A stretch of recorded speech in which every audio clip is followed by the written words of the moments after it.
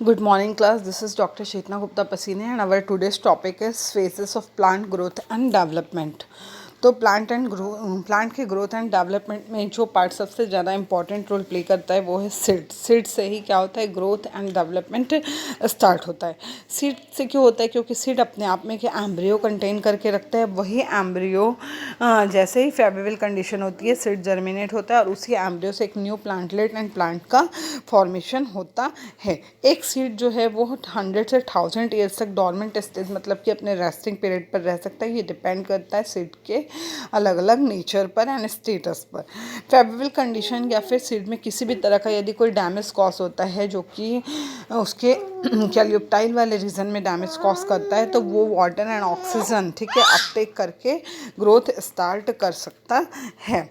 Seeds में यदि हम देखें तो कुछ सीड्स को लाइट एक्सपोजर की आवश्यकता होती है डेवलपमेंट के लिए। किसी सीड्स को मॉइस्चर की तो मोस्टली हर सीड को आवश्यकता होती है, लेकिन डिपेंड करता है सीड के नेचर पर। कोई सीड्स बहुत कम वाटर में जर्मिनेशन देता है, किसी को अधिक मात्रा में वाटर की आवश्यकता होती है। टेम्परेचर का फेवरेबल होना बहुत इंपॉर्टेंट है। मोस्टली सीड्स जो होते हैं वो 37 डिग्री सेंटीग्रेड में या रूम टेम्परेचर में हमको जर्मिनेशन देते हैं। और कोई भी किसी भी तरह का इन्वायरमेंटल चेंज जो कि क्या करता है, ग्रोथ को प्रमोट कर सकता है। ये डिपेंड करता है सीड के अपने टाइप्स एंड नेचर पर।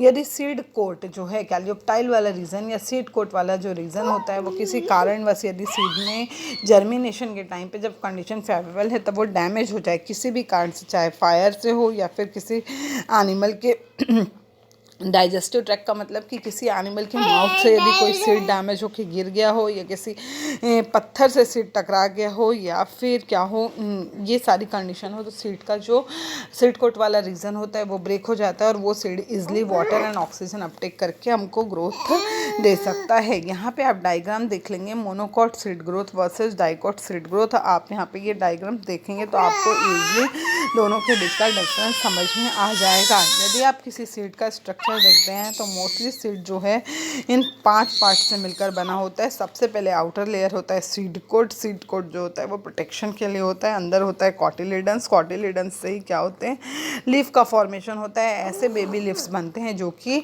मैच्योर हो रहे एम्ब्रियो को न्यूट्रिशन प्रोवाइड करने का कार्य करते हैं। रेडिकल से रूट सिस्टम बनता है। हाइपोकोटाइल से सूट सिस्टम बनता है। इपिकोटाइल्स जो होता है वो भी सूट सिस्टम के बनने में ही इंपॉर्टेंट रोल प्ले करता है। यदि हम सीड पार्ट की स्टडी करते हैं, मोनोकॉट सीड में क्या क्या पाया जाता है, तो सीड कोट होता है प्रोटेक्शन के लिए। रेडिकल से एम्ब्रॉयनिक रूट का फॉर्मेशन होता है। प्लूम्यूल से एम्ब्रॉयनिक लीफ का फॉर्मेशन होता है। एंडोस्पर्म जो होते हैं वो न्यूट्रिशन के लिए होते हैं और इसमें नंबर ऑफ कॉटिलिडन्स एक होता है जिससे सीड लीफ का मतलब ऐसे लीफ जो कि एम्ब्रियो को न्यूट्रिशन प्रोवाइड करने का कार्य करते हैं, उनका फॉर्मेशन होता है। एंड डाइकॉट सीड्स का जब आप पार्ट देखते हैं तो ये भी सीड कोट से मिलकर बना होता है जो प्रोटेक्शन के लिए होता है। रेडिकल से रूट बनता है। हाइपोकोटाइल से स्टेम बनता है। इपिकोटाइल से लीफ का फॉर्मेशन होता है और किन्हीं प्लांट्स में स्टेम के बनने में भी इपिकोटाइल इंपॉर्टेंट रोल प्ले करते हैं। इसमें नंबर ऑफ कॉटिलिडन्स 2 होता है जो कि वो भी क्या करते हैं, सीड लीफ की तरह होते हैं और एम्ब्रियो को न्यूट्रिशन प्रोवाइड करने का कार्य करते हैं। एंडोस्पर्म जो होता है एम्ब्रियो के मैचुरेशन तक उसको न्यूट्रिशन प्रोवाइड करने का कार्य करता है और कॉटिलिडन्स जो होते हैं उनको भी न्यूट्रिशन प्रोवाइड करने का कार्य करता है। यदि आप सीडलेस प्लांट्स में फर्टिलाइजेशन की प्रोसेस देखते हैं तो सीडलेस प्लांट में फर्टिलाइजेशन कैसे होता है, तो सबसे पहले इसका जो जाइगोट होता है वो स्पोरोफाइट में डेवलप होता है। स्पोरोफाइट से गैमेटोफाइट बनता है।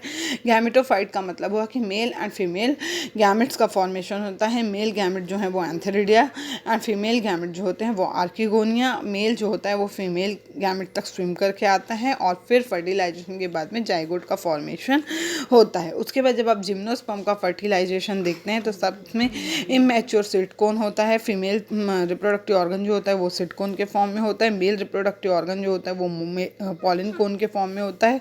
इन स्पोरोफाइट से गैमेटोफाइट्स का फॉर्मेशन होता है। गैमेटोफाइट्स के बाद में मेल गैमेट और फीमेल गैमेट के बीच में फ्यूजन होता है। फ्यूजन से जाइगोट बनता है और फिर उस जाइगोट से अगेन स्पोरोफाइटिक स्टेज बनती है। गैमेटोफाइट के बाद स्पोरोफाइट स्टेज फेज बनती है।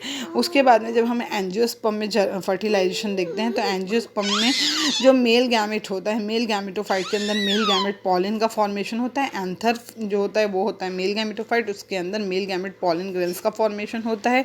इसी तरह फीमेल गैमेटोफाइट ओवरी के अंदर फीमेल गैमेट ओव्यूल का फॉर्मेशन होता है। पॉलिनेशन की प्रक्रिया के द्वारा मेल एंड फीमेल गैमेट के बीच में फ्यूजन होता है, जाइगोट बनता है। इसी जाइगोट से डेवलपमेंट के डिफरेंट प्रोसेस में सीड बनता है और सीड अगेन जर्मिनेट होकर न्यू प्लांटलेट बनाता है। उस न्यू प्लांटलेट में अगेन फ्लावरिंग की प्रोसेस होती है और फ्लावरिंग की प्रोसेस के बाद फ्रूट जो होता है वो उस सेक्सुअल फर्टिलाइजेशन का रिजल्ट होता है जो हमें मिलता है। अगर आप फ्लावरिंग पार्ट की बात करें तो फ्लावर मोस्टली 4 रोल से मिलकर बना होता है, sepal, petal, male and female reproductive organ. तो सबसे पहले पेटल जो होता है वो अट्रैक्ट करने के लिए, पॉलिनेटर्स को अट्रैक्ट करने के लिए होता है। सेपल जो होता है वो पूरे फ्लावर के तीनों रोल को प्रोटेक्शन, 3 रोल मतलब एंडोसियम एंड गाइनोसियम को प्रोटेक्शन प्रोवाइड करने का कार्य करता है। स्टेमन जो होता है वो मेल रिप्रोडक्टिव ऑर्गन होता है। स्टेमन में ही क्या होता है, कनेक्टिव फिलामेंट एंड एंथर से मिलकर बना होता है। इसी एंथर के अंदर पॉलन ग्रेन्स का फॉर्मेशन होता है। पिस्टिल जो होता है वो फीमेल रिप्रोडक्टिव ऑर्गन होता है जो कि स्टाइल, स्टिग्मा एंड ओवरी से मिलकर बना होता है। स्टिग्मा के ऊपर आकर ही पॉलन ग्रेन्स क्या होते हैं, स्टिक हो जाते हैं। स्पोरोपोलिनेट प्रोटीन के थ्रू उनको न्यूट्रिशन मिलता रहता है, तब तक मिलता रहता है जब तक कि वो पॉलन ग्रेन्स जो है वो स्टाइल के थ्रू ट्रैवल करते हुए ओवरी तक माइग्रेट ना हो जाएं। ओवरी तक माइग्रेट होकर वो वहाँ पर प्रेजेंट ओव्यूल को फर्टिलाइज करते हैं और इस तरह सेक्सुअल रिप्रोडक्शन की जो प्रोसेस है फ्लावरिंग प्लांट्स में वो कंप्लीट होती है।